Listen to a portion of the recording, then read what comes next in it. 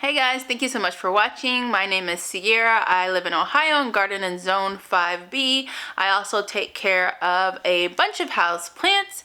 And today's video is an update on elephant ear plants, the plants that I kept in the garden this year and then am overwintering as a broken down bulb. So I just want to show you guys what that looks like for me this year.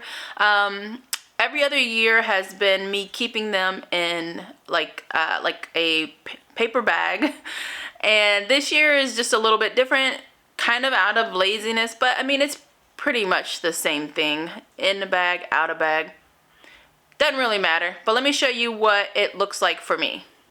So I keep them in my basement, which is right here. Let's head down. Excuse me, Storm. Kitty on the stairs. So usually I keep my elephant ears in brown paper bags, and I have some things in bags. So I've got, this bag has lilies in it. This bag has oxalis tubers. This box has an elephant ear in it.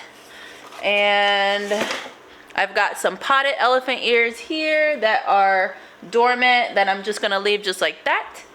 And then I have, well, these aren't elephant ears, but these are my canna tubers, and they are nice and firm. They look great.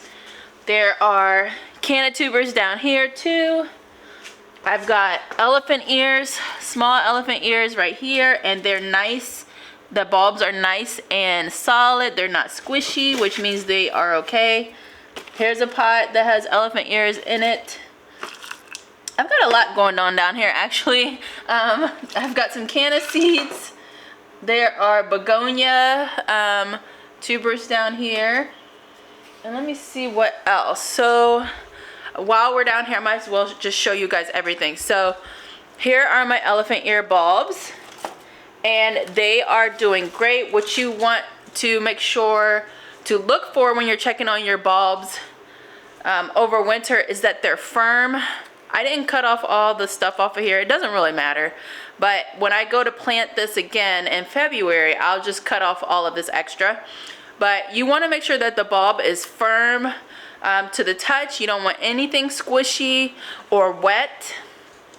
Here is my ginormous bulb that I planted this year. That's like as big as my head, and this guy is doing super well. He's firm, solid, it looks great. He will definitely wake up next year. And then I have my banana trees. Let me show you. Let me just flip this around. So my basement is a mess like this because we had a flood in August, and we haven't had anyone available to come out to put this back together. So we're gonna try to do it ourselves. We've got the drywall, whatever. Anyway, so here are my two banana trees.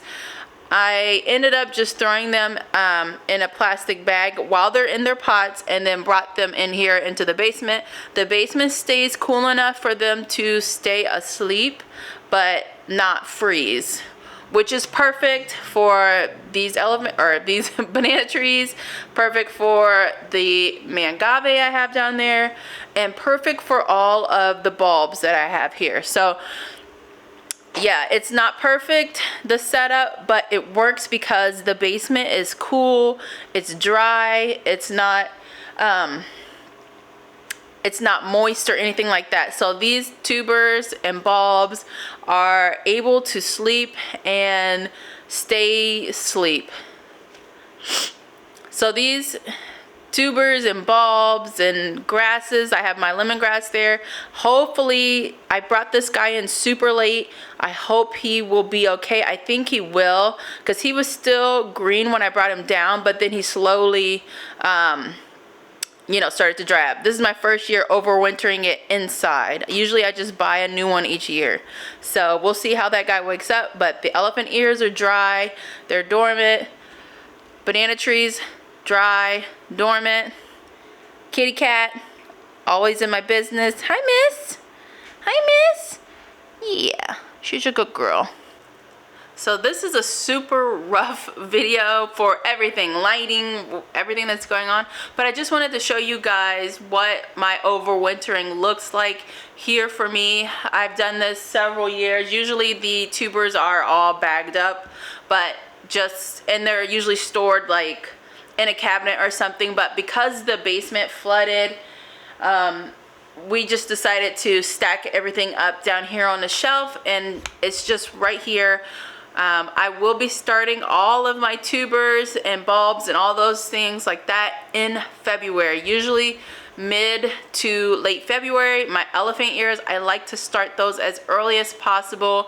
Caladiums, start those as early as possible because caladiums take a really long time to wake up. For me, elephant ears take the second longest to wake up, and then cannas are quicker to wake up than the other two. So caladiums, elephant ears, and cannas, that's my list of important to least important as far as getting started early. So this coming next year, we'll have more videos of starting all of those and when I'm starting them, in case anyone else wants to get theirs started around the same time. In my zone 5B, I can't move any of these things outside until after my first frost date, which is like May 10th. So that's how long I'll have to keep these guys in my house and keep them growing, and it gets very claustrophobic during that first half of the year. At halfway point, I usually bring out my greenhouse from the garage and put that outside and start moving things in there. It's a lot, but it's doable, and you can do it too. So if you guys want to follow along, make sure you subscribe. If you have any questions, leave them down below, and I'll see you guys in the next video.